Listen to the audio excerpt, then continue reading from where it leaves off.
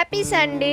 এবার বলি, প্রায় 2 ঘন্টা 9টা থেকে 12টা পর্যন্ত মন খারাপ, ওভার থিঙ্কিং, উল্টো পাল্টা চিন্তাভাবনা করার পর মনে হলো না, এসব করা বেকার। তারপর মনে পড়লো যে লাইফের প্রত্যেকটা মিনিট, প্রত্যেকটা সেকেন্ড প্রচুর ইম্পর্টেন্ট, তো সেটাকে নষ্ট করা যাবে না। তো সেই সব ভাবনা চিন্তা করার পর আমি বসে পড়লাম স্ক্রিপ্টের খাতা নিয়ে। ও হ্যাঁ, একটা কথা বলি তাহলে, স্ক্রিপ্টের কথা বলতে মনে পড়লো, এই দেখবে কিছু কিছু বড় ক্রিয়েটারদের ভিডিও দেখতে দেখতে তাদের কমেন্ট বক্সে দেখবে অনেক মানুষজন এসে বলে, ভিডিও করতে কি খাটুনি হয়, ভিডিও করতে কি কোনো সময় লাগে, তোমরা তো এমনি এমনি টাকা পেয়ে যাও, তোমরা তো ঘরে বসে বসে টাকা পাচ্ছ, আমাদের মতো খেটে দেখো। এবার তাদের উদ্দেশ্যে বলি, কোনো কিছুই এমনি এমনি পাওয়া যায় না, প্রত্যেকটা জিনিসের উপরই খাটতে হয়। যেমন চাকরি পাওয়ার জন্য খাটতে হয়, তেমন কন্টেন্ট ক্রিয়েশনের জন্যও খাটতে হয়।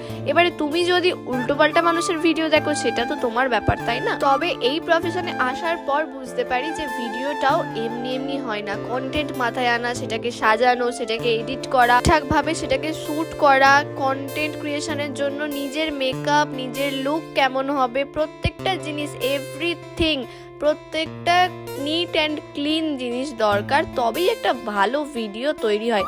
এবারে তোমরা যদি নাইটি পরে নাচছে, এই উল্টোপাল্টা ড্রেস পরে নাচছে, এগুলোকে দেখো, তাহলে সেখানে তো আর বড় বড় কন্টেন্ট ক্রিয়েটারদের বা এই যে যারা কমেডি বানায়, comedy video and everything, vlog, অনেক সভ্য ভদ্র অনেকে আছে এরকম ভিডিও বানায়, তাদের ভিডিও দেখলে বোঝা যাবে যে তারা কতটা খেটেছে এই ভিডিওর মধ্যে, তবেই তারা একটা জায়গায় এসে পৌঁছেছে। এইসব কমেন্ট দেখলে বুঝতে পারি পৃথিবীতে কত রকম মানুষ।